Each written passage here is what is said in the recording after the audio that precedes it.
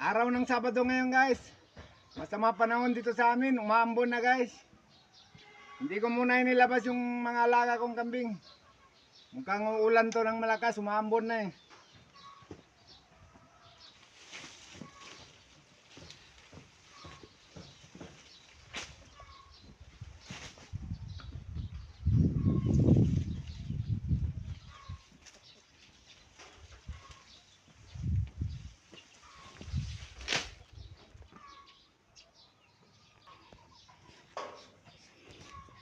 Hindi ko muna sila ilalabas, basin lalakas ang ulan.